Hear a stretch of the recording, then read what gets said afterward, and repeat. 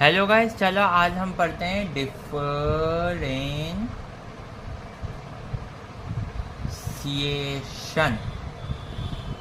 सही है। डिफरेंशिएशन ऐसे समझ लिए उल्टा होता है इंटीग्रेशन का, या आप ऐसा समझ लिए डिवीज़न किसी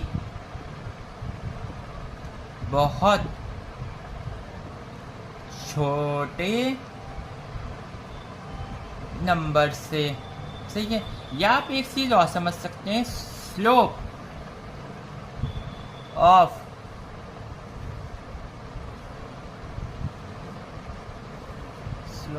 गलत हो गया, सॉरी, स्लोप ऑफ ग्राफ। ये चीज़ सबसे ज़्यादा इम्पोर्टेंट है। बाकी सबको मान लो आप गोली, ये चीज़ बहुत इम्पोर्टेंट है, ये चीज़ आप याद रखें। सही है।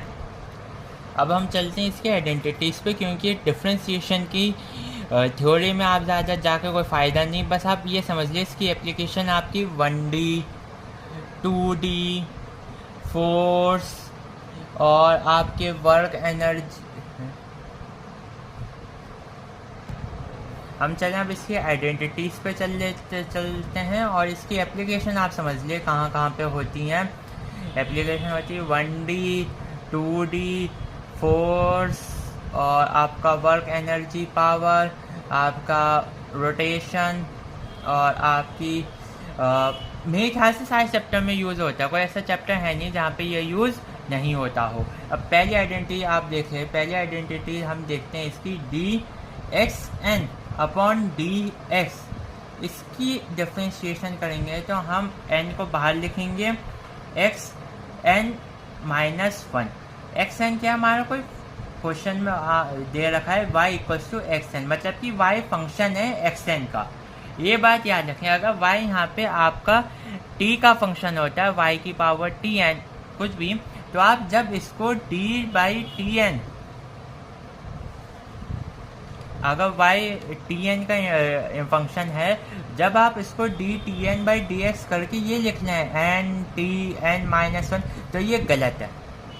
ऐसा हो ही नहीं सकता, क्योंकि tn आपका t से ये रिस्पेक्ट में डिफ्रेंशिएट होगा, ना कि x के रिस्पेक्ट में। ये बात आप याद रखें। इसका एक क्लासिक एग्जांपल मैं आपको आगे देता हूँ अभी।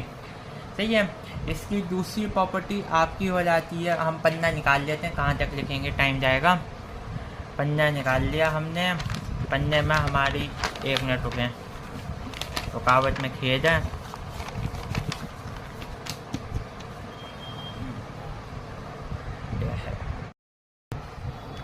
कांस्टेंट का अगर हम डिफ्रेंशिएशन करें तो 0 हो जाता है। एग्जांपल इसका 1√2 sin 45। अगर हम एक्सेंट का डिफ्रेंशिएशन करें dx के रिस्पेक्ट में, तो हम nx n माइनस 1 लिखेंगे। ऐसे अगर हम एक्स एन का कोई कोफिशिएंट है c, उस c को हम बाहर निकाल देंगे, फिर हम सिर्फ एक्स एन का डिफ्रेंशिएशन करेंगे। ऐसे ही dx बाई dx का 1 होगा, और d sign theta by d theta से डिफ्रेंशिएशन करेंगे तो कॉस थीटा हो जाएगा। या आप वो याद कर लें, हमने एक इंटीग्रेशन प्रॉपर्टी पढ़ी थी। क्या थी वो प्रॉपर्टी? कि आपकी कॉस थीटा डी थीटा का इंटीग्रेट हमने साइन थीटा पढ़ा था। वही चीज़ आ गई कि हमने क्या किया, d sine theta by d theta equals to cos theta. कुछ प्रॉपर्टीज अगर आपको वो वाला फंडा याद है, डिफ्रेंशिएशन और इंटीग्रेशन आपस में उल्टा है, तो आप वहाँ से भी याद कर सकते हो। सही है। अब इसकी नेक्स्ट प्रॉपर्टी आपकी आ जाएगी d cos theta by d theta equals to minus sine theta d tan theta by d theta equals to sec square theta. ऐसी आपकी 8वीं हो गई प्रॉपर्टी, आपकी 9वीं प्रॉपर्टी हो गई, 10वीं प्रॉपर्टी हो गई। ये आप सब लोग याद कर लें, देख लें। वैसे क्वेश्चन इससे कम ही आता है, सही आ भी सकता है। फिर आ जाता है आपका D by D x ln x, मतलब ये आपका नेचुरल लॉग का नेचुरल लॉग है x, उसका डिफ्रेंशिएशन करना है हम dx के रिस्पेक्ट में, तो 1/x आ जाता है। ये आप याद रखना, ये बहुत इंपॉर्टेंट है। ये आपका नेचुरल लॉग है, ना कि नॉर्मल लॉग वाला। फिर D by D x E x ये ई एक्स ही रह जाता है, जैसे इंटीग्रेशन में रह गया था। एडिशन रूल बहुत इंपॉर्टेंट है, ये मैं आपको लिख के बता देता हूँ, एडिशन सब्ट्रैक्शन और अगला वाला रूल। चलें देखते हैं हम एडिशन एंड सब्ट्रैक्शन रूल। आसान है, बहुत कम आएगा। जैसे कि y है, वो आपका फंक्शन दे रखा है a प्लस बी या माइनस बी, सही है, और a और b आपके x के रेस्पेक्ट में दे रखे हैं। तो जब हम d y by D x करेंगे तो हम लिखेंगे d a plus minus b by D x. फिर अब हम इसको आगे की कहानी से चलेंगे। पहले हम इसको तोड़ देंगे, जैसे कि D A by D X plus minus फिर D B by D X, ये आ जाएगा। फिर आप इसको सॉल्व कर लेंगे, सॉल्व करने के बाद जो आंसर है आपका वही y की आंसर वैल्यू हो जाएगी, सही है। अब मल्टीप्लिकेशन वाला देख लें आप। मल्टीप्लिकेशन, इसमें आपका y दे रखा है a इंटू बी। ये बहुत इंपॉर्टेंट हो जाता है, बहुत ज़्यादा इंपॉर्टेंट हो जाता है ये। फिर अगर हम करें d y by D x equals to d a b by D x, इसको आप ऐसे ही याद करें, आपको डिवीज़न में भी आसानी रहेगी डिवीज़न वाला याद करने में, सही है। हम पहले सेकंड को छोड़ेंगे, फर्स्ट का डिफरेंशिएशन करेंगे, फिर लगाएंगे बीच में प्लस। अब फर्स्ट को छोड़ देंगे और सेकंड का डिफरेंशिएशन कर लेंगे, सही है। इसके नीचे मैं आपको डिवीज़न का भी बता देता हूँ। डिवीज़न में जैसे कि y आपका दे रहा है a बाई बी, इसमें हम क्या करेंगे, d y by D x equals to d A by b d x. इसका हम पहले तो जैसे हमने ऊपर लिखा था वैसे ही लिखेंगे, सेकंड को छोड़ेंगे, फर्स्ट का इंटीग्रेशन करेंगे, फिर आगे हम फर्स्ट को छोड़ेंगे, सेकंड का इंटीग्रेशन करेंगे, फिर हम नीचे यहाँ पे लिख देंगे हम सेकंड का स्क्वायर। अब यहाँ पे याद रखें, यहाँ पे आपको प्लस यूज़ नहीं करना है, आपको यहाँ पे माइनस यूज़ करना है। सेकंड का इंटीग्रेशन, पहले को छोड़ा माइनस, फर्स्ट का इंटीग्रेशन, सेकंड को छोड़ा, दूसरे का डिफरेंशिएशन, माइनस, फर्स्ट को छोड़ा, दूसरे का डिफरेंशिएशन, डिवाइडेड बाय सेकंड का स्क्वायर। मल्टीप्लिकेशन में हम सेकंड को छोड़ा, फर्स्ट का डिफरेंशिएशन, प्लस फर्स्ट को छोड़ा, सेकंड का डिफरेंशिएशन। ये आप याद रखें। ये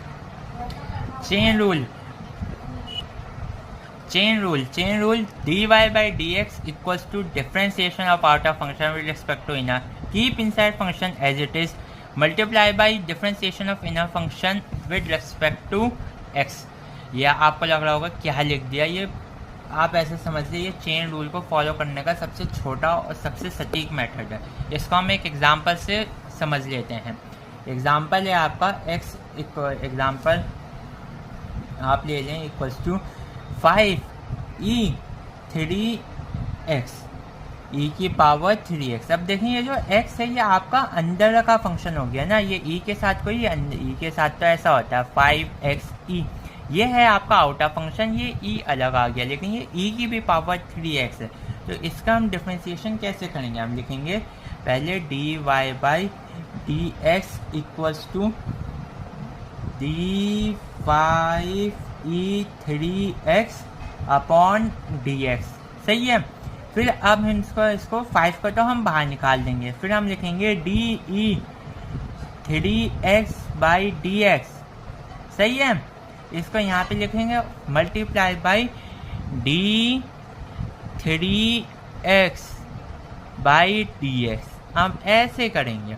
अब हम इसको करेंगे, इसका डिफरेंशिएशन क्या होता है आपका 5e3x, और ये 3 कांस्टेंट हो गया तो 3 बाद में आ जाएगा, और dx बाई dx 1 हो जाता है, तो ये 15e3x हो जाएगा, सही है। आसान हो गया ये। बस इसके बाद एक आपका पार्शियल डिफरेंशिएशन का टॉपिक रह रहा है, वो भी आप देख लेते हैं। पार्शियल डिफरेंशिएशन क्या होता है? पार्शियल डिफरेंशिएशन जैसे कि यू आपका 3 फंक्शन में गिवन है, कोई x, y और z। फिर अगर हम डिफरेंशिएशन करें du/dx plus du/dy plus du/dz, इसमें आपका y और z, जब हम x के रिस्पेक्ट में डिफरेंशिएट करेंगे तो y और z कांस्टेंट लेंगे, y के रिस्पेक्ट में तो x और z कांस्टेंट, z के रिस्पेक्ट में x और y। ये आपको और अच्छे से समझ में आएगा फोर्स और पोटेंशियल एनर्जी की रिलेशन में, यानी वर्क एनर्जी पावर में, जब तक आप इसका सस्पेंस बनाए रखें। अभी ने पूछ लिया। अब ये मैक्सिमम मिनिमा ये मैं आपको ग्राफ के साथ समझा दूंगा, जब ग्राफ समझाएंगे कल हम ग्राफ देखेंगे, सही है। ये हो गया। अब मैं आपको कुछ होमवर्क के लिए क्वेश्चन देता हूँ, आप वो ट्राई कर। ये क्वेश्चन आपके होमवर्क के हैं, ज़्यादा नहीं, सिर्फ 4 क्वेश्चन ही है, 4 क्वेश्चन आप ट्राई करके देखें। अब हम आपका एक टॉपिक आपको बता देते हैं जो हमने आपको कहा था कि सेम के रिस्पेक्ट में हम डिफ्रेंशिएट करेंगे। जैसे कि आपका कोई है एग्जाम्पल है v²। अब इसने ये कहा y = v², और v जो है वो आपका t का फंक्शन। अब उसने कहा अब आपको y को डिफ्रेंशिएट करना है, तो डिफ्रेंशिएट करने के लिए अब ऐसा नहीं कि आप बेवकूफ़ बना कर दें और आपने लिख दिया dy/dx = v² dv²dx, और v t का फंक्शन है और आपने इसको डिफ्रेंशिएट करके 2v कर दिया और आपने कहा लो आंसर आ गया। ये आपका गलत हो जाएगा, क्योंकि v t का फंक्शन है और x हमने उसका दिया, x हमें क्वेश्चन में गिवन है। क्वेश्चन में क्या गिवन है? dy/dx हमें निकालना है, सही है। और v तो हमारे टाइम का फंक्शन, तो हम कोई और फंक्शन डिफ्रेंशिएट नहीं कर सकते किसी और के रिस्पेक्ट में। सेम फंक्शन डिफ्रेंशिएट होगा सेम के रिस्पेक्ट में, ऐसे ये चीज़ इंटीग्रेशन में भी लागू होती है। इसमें हम क्या करेंगे? पहले लिखेंगे dy/dx = v² t का function differentiate with respect to dx। अब हम यहाँ पे मल्टीप्लाई करेंगे dt/dt। अब हम चाहे इससे कोई परेशानी कोई, हम चाहे तो इसको कैंसिल कर सकते हैं और वो भी रह सकते हैं। अब हम इस पूरे को डिफ्रेंशिएट करेंगे और इसको ऐसे ही लिख देंगे dt/dx, सही है, इनटू जब हम इसको डिफ्रेंशिएट करेंगे ये 2v आ जाएगा। कैसे आ जाएगा ये आप बताना मुझे, कि लेक्चर्स तो देखे ही होंगे आपने, यहाँ पे आपको वो डिटेल लेक्चर को यही है, ये आपका आंसर हो जाएगा बस। अगर ये कोई टर्म बन रही है dt/dx क्वेश्चन में देखा तो पुट कर ले, नहीं बन रही तो मत रखो। शुक्रिया, थैंक यू।